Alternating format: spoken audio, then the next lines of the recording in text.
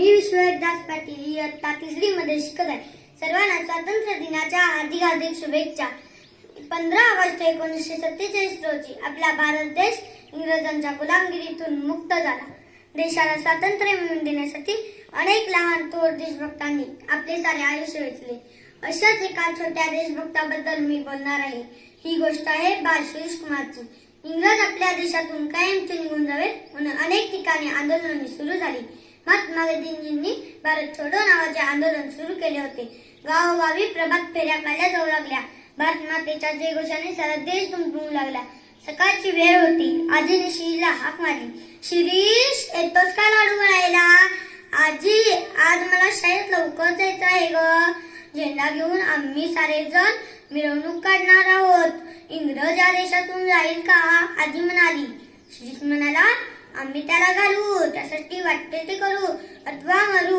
शिरीष सर्वांचा लाडका मुलगा होता. शाळेतील त्याचा अभ्यास चांगला होता. मुलांना जमवून खेळ खेळायचा.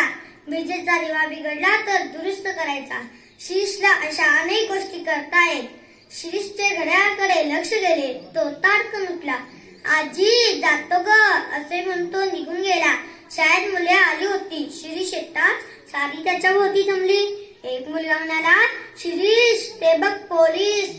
इंग्रज सरकारने मिरवणुकीला झेंडा न्यायला बंदी घातली आहे. शिरीष म्हणाला, असू दे बंदी, पोलीस काय करतील? भारत लाठीमार करतील. एवढंच ना, आपण भ्यायचं नाही. आपल्या आदेशाचे आपण शिपाई आहोत. शिरीषने सर्वांना गोलाकार उभे केले.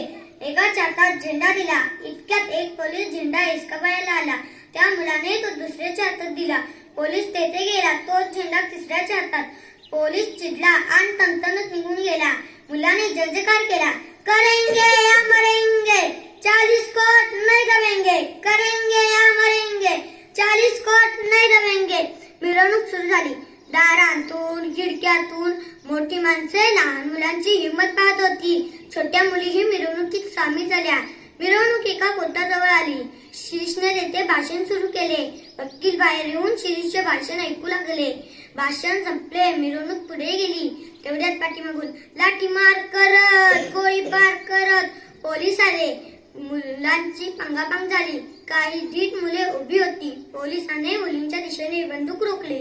विधीप्रमाणे शिरीष तेथे आला आणि म्हणाला, आधी आम्हाला मारा, मुलींच्यावर काय गोळी करता? माझी छाती उघडे आहे. अधिकाऱ्याने चिडून गोळ्या झाडल्या. गोळीने बाळ शिरीष कुमारची छाती भेदली. तो जमिनीवर कोसळला. आई असे म्हणत भारत मातेचे नाव आपल्या ओठावर खेळवत बाळ शिरीष कुमारने आपले प्राण सोडले. तो अमर झाला.